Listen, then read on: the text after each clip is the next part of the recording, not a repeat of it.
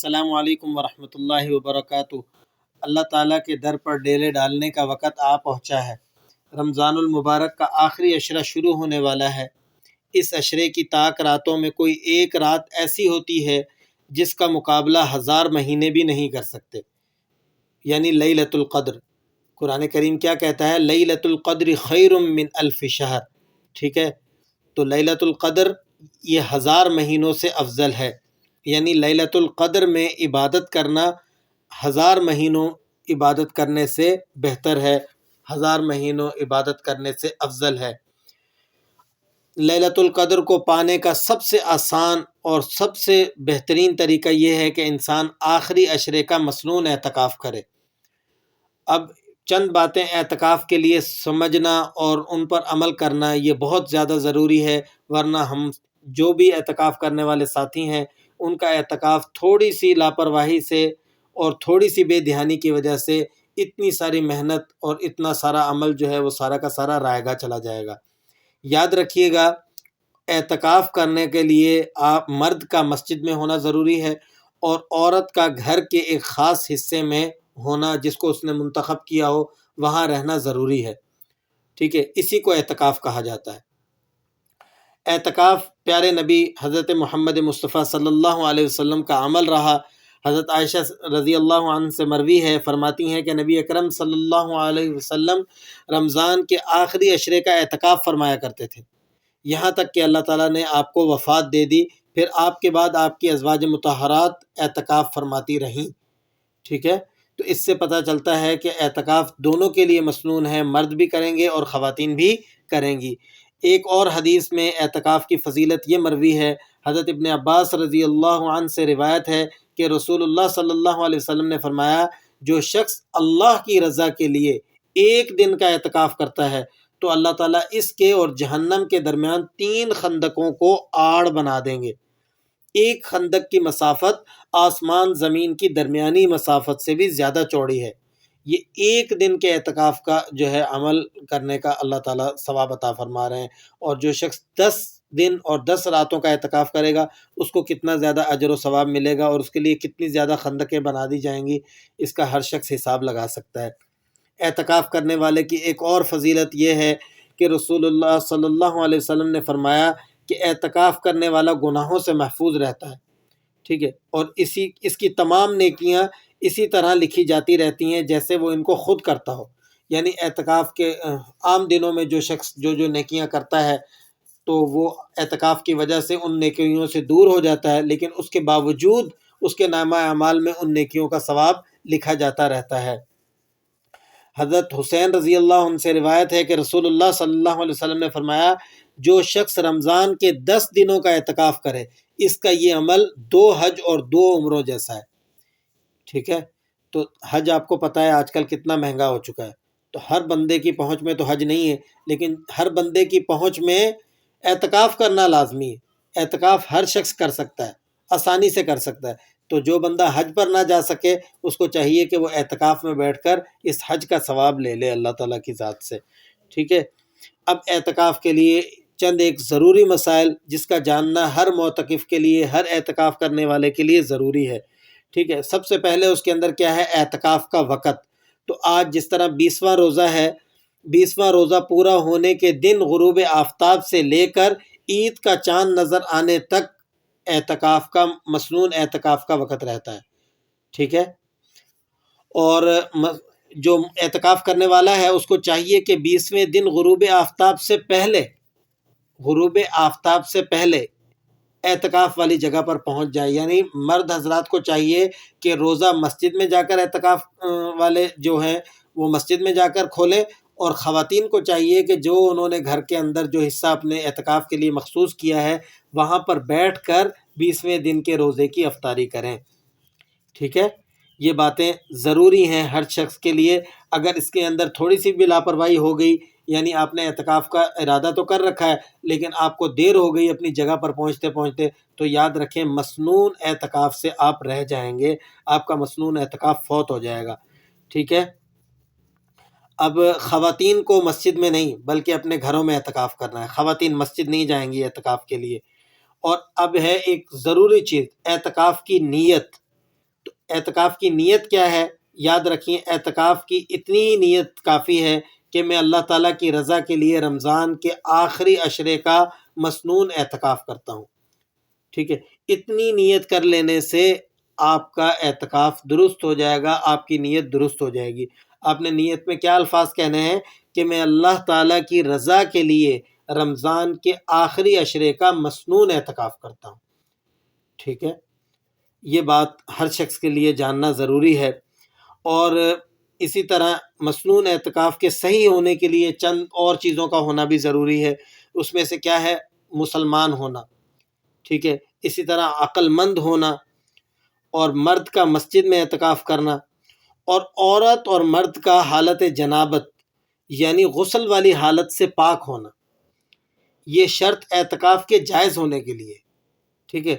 اگر کوئی شخص حالت جنابت میں اعتکاف شروع کر دے تو اعتکاف تو صحیح ہو جائے گا لیکن یہ شخص گناہگار ہوگا، ٹھیک ہے؟ اور دوسری بات یہ ہے کہ روزے سے ہونا، ٹھیک ہے؟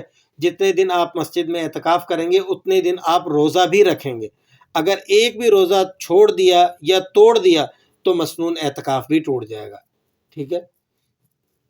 تو اس کے اندر خواتین کے بھی مسائل آ گئے کہ اگر خواتین کو ماہواری آ جاتی ہے، مینسز آ جاتے ہیں، تو جس طرح ان کا روزہ ٹوٹ جائے گا اسی طرح ان کا اعتکاف بھی ٹوٹ جائے گا، ٹھیک ہے؟ تو اگر کسی شخص نے اس سے پہلے جو 2 عشرے گزرے ہیں اس کے اندر تو روزے نہیں رکھے یا تراویح وغیرہ نہیں پڑھی، تو اب وہ ارادہ کرتا ہے کہ میں آخری عشرے کا اعتکاف بھی کروں گا اور تراویح بھی پڑھوں گا اور روزے بھی رکھوں گا، تو ایسا شخص اعتکاف کر سکتا ہے، اس کا اعتکاف جائز ہے، ٹھیک ہے؟ اب جو کام اعتکاف میں زیادہ کرنے ہیں یا جو کرنے کے کام ہیں ان کے اندر کیا ہے کہ کھانا پینا، کھا پی سکتے ہیں آپ، اس کے اندر کوئی ممانعت نہیں ہے، لیکن مرد حضرات کو چاہیے کہ مسجد کو گندا وغیرہ ہونے سے بچائیں، اتنا ایسے نہ کھائیں کہ جس سے مسجد گندی ہو جائے تو یا دوسروں کو تکلیف ہو، اس چیز سے اجتناب کرنا چاہیے۔ نمبر 2، سونا، سو بھی سکتے ہیں آپ، ٹھیک ہے؟ اس کے اندر کوئی ممانعت نہیں ہے کہ اعتکاف جس نے کیا ہے وہ 10 دن سوئے ہی نہیں، ایسی کوئی بات نہیں ہے، 10 دن نہیں سوئے گا تو پاگل ہو جائے گا، اس لیے سونا بھی ہے، نیند بھی پوری کرنی ہے اپنی۔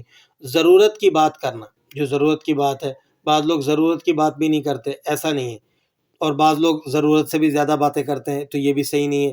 تو ضرورت کی بات کرنے میں کوئی حرج نہیں ہے، اور بغیر ضرورت کی باتیں نہ کرنا ہی بہتر ہے، ٹھیک ہے؟ اسی طرح کپڑے بدلنا، اب ایسا نہیں ہے کہ آپ 10 دن اعتکاف میں بیٹھے ہیں تو 10 دن آپ کپڑے ہی نہ بدلیں، یہ کوئی بات نہیں ہے۔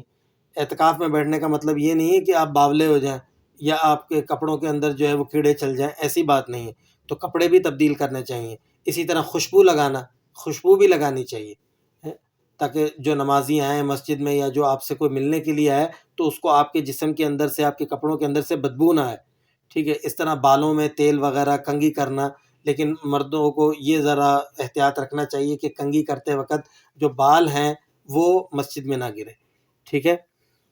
تو ان باتوں کا سیکھنا، یہ کام جو ہے وہ کرنے کے ہیں۔ اسی طرح زیادہ کرنے کے کام کیا ہیں کہ ذکر و اذکار کرنا، تسبیح و تحلیل کرنا، یہ تو آپ پتہ ہے کہ ہر شخص کو یہ کام کرنے ہی کرنے ہیں، اسی کاموں کے لیے تو جو ہے انسان اعتکاف میں بیٹھتا ہے۔ اب وہ کام جو مسجد میں نہیں کرنے، ٹھیک ہے، یا جو اعتکاف میں نہیں کرنے ہیں، وہ کیا ہے کہ بلا ضرورت باتیں کرنا، ٹھیک ہے؟ خواہ آپس میں ہو، یعنی ٹولی بنا کے بیٹھ جانا اعتکاف کرنے کے لیے، 2-4 بندے جو ہے مسجد میں بیٹھے ہوئے ہیں اور ٹولی بنا کر بیٹھے ہوئے ہیں، باتیں کر رہے ہیں، گپیں ہانک رہے ہیں، ٹھیک ہے؟ یاد رکھیں یہ درست نہیں ہے۔ یا پھر موبائل ہے، آج کل موبائل پہ کال ملا لی دور دراز کے دوستوں سے جن سے پہلے کبھی حال حوال لیا ہی نہیں، ان سے بھی لمبی لمبی کچہریاں ہو رہی ہیں، باتیں ہو رہی ہیں، تو یہ درست نہیں ہے، ٹھیک ہے؟ اسی طرح اعتکاف کی حالت میں فحش یا بیکار اور جھوٹے قصے کہانیوں یا اسلام کے خلاف مضامین پر مشتمل لٹریچر، تصویریں، اور اسی طرح اخبارات، رسائل یا اخبارات کی ایسی جھوٹی خبریں مسجد میں لا کر رکھنا، پڑھنا، سننا، یہ تمام چیزیں جو ہے وہ اعتکاف کرنے والے کے لیے ممنوع اور مکروہ ہیں، ٹھیک ہے؟ یہ ان تمام چیزوں سے جتنا بچا جائے اتنا ہی بہتر ہے۔ اسی طرح جو ہے وہ مسجد کی بجلی ہے، گیس ہے اور پانی وغیرہ ہے، اس کا بھی بے جا استعمال کرنے سے اجتناب کرنا ضروری ہے۔ اب جن کاموں کے لیے اعتکاف سے، جیسے حاجات طبیعہ، یہ جو طبی حاجتیں ہیں، ان کے لیے تو ظاہر ہے انسان کو اپنی جگہ چھوڑ کر باہر جانا ہی پڑتا ہے، تو اس کے لیے مسائل سن لیں کہ پیشاب پخانہ اور استنجے کی ضرورت کے لیے معتکف کو باہر نکلنا جائز ہے، یعنی بیت الخلاء جا سکتا ہے، اس کے اندر کوئی حرج نہیں ہے، لیکن کوشش کرنی چاہیے کہ جو قریب ترین جگہ ہو اس کا انتخاب کرے، ٹھیک ہے۔ اگر مسجد سے متصل بیت الخلاء بنا ہوا ہے تو اسی کا استعمال کرے، اگر اس میں کوئی حرج نہیں ہے، ٹھیک ہے، اگر ضرورت وہاں پوری ہو سکتی ہے، اور اگر ضرورت نہیں پوری ہو سکتی تو پھر آپ کو کچھ دور جانا بھی جائز ہے، اس کے اندر بھی کوئی حرج نہیں ہے۔ اور اس طرح وہاں پہنچ کر آپ کو پتہ چلا کہ بیت الخلاء مشغول ہے تو اب آپ واپس مسجد نہ آئیں، بلکہ وہاں پر رک کر انتظار کرنا بیت الخلاء کے فارغ ہونے کا، اس میں کوئی حرج نہیں ہے، ٹھیک ہے۔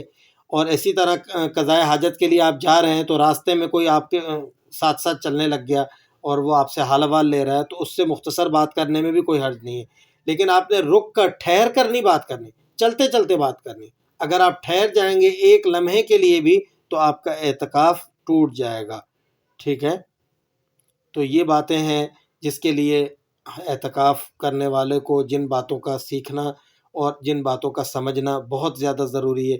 انہی باتوں میں سے ایک بات یہ بھی ہے کہ وضو کے لیے مسجد سے باہر انسان نکل سکتا ہے، لیکن یہ بات یاد رکھیں، یہ بات ذہن نشین کریں کہ وضو آپ نے تلاوت کرنے کے لیے کیا ہو، یا آپ نے سنت، فرض یا نفل، سجدہ تلاوت یا قرآن پاک کو چھو کر پڑھنے کے لیے آپ اس غرض سے وضو کرنا چاہتے ہیں تو تب تو وضو کرنا جائز ہے، لیکن اگر آپ نے صرف تسبیح کرنی ہے، درود شریف پڑھنا ہے، تو اس کے لیے آپ وضو کرنے کے لیے مسجد سے باہر نہیں جا سکتے، ٹھیک ہے۔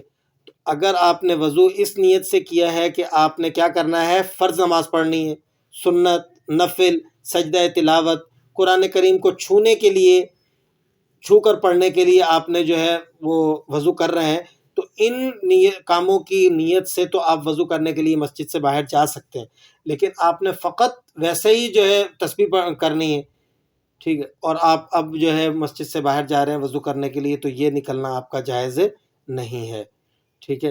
اور اسی طرح وضو ہے، گرمی لگ رہی ہے، تازہ وضو کرنے کے لیے آپ مسجد سے باہر جائیں تو یہ بھی جائز نہیں ہے۔ تو ان باتوں کو سیکھ کر آج اعتکاف میں بیٹھیں، اور اگر کوئی مسئلہ آپ کے ذہن میں ہو اور آپ کو پوچھنا ہو تو وہ کامنٹ باکس میں آپ ہم سے لازمی پوچھیں، اس سے انشاءاللہ العزیز آپ کی بھی رہنمائی ہوگی، ہماری بھی رہنمائی ہوگی۔